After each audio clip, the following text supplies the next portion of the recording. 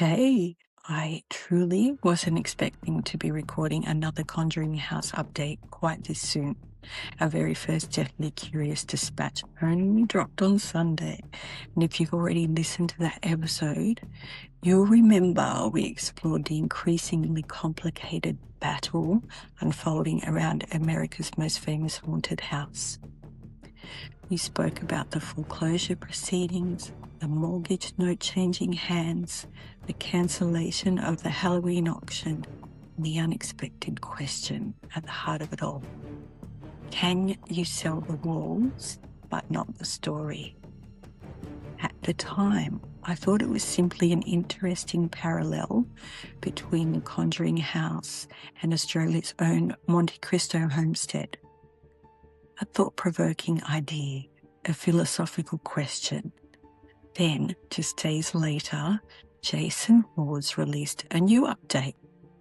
And I have to admit, the timing has given me chills.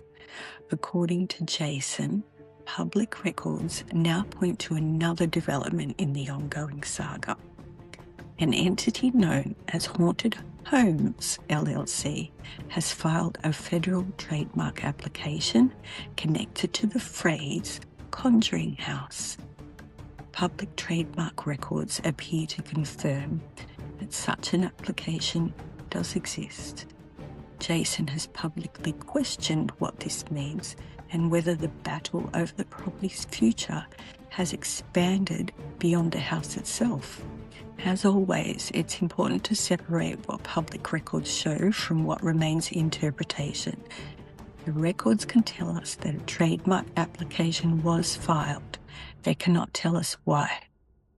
Jason believes these developments suggest an attempt to gain control not only over the future of the property, but over the identity attached to one of the world's most recognizable paranormal locations.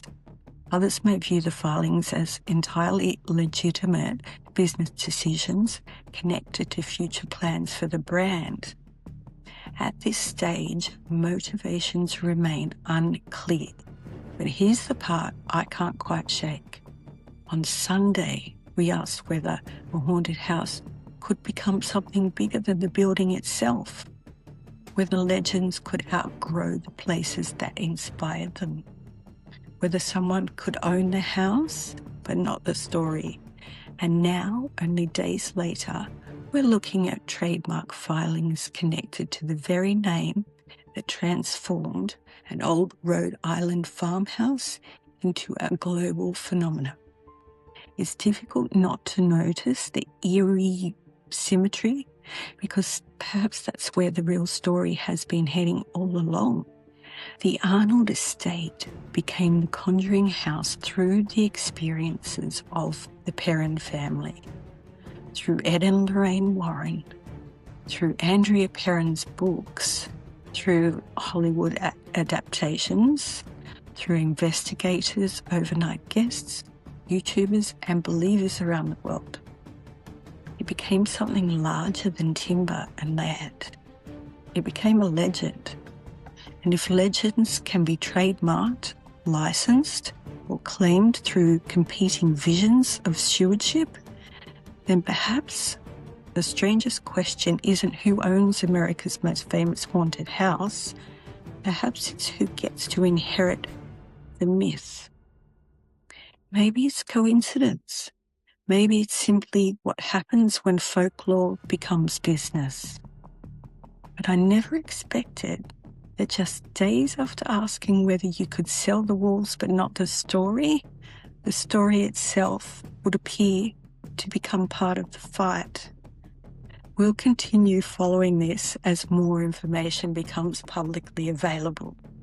Until then, stay curious, because apparently some stories don't even wait for the next dispatch. Bye.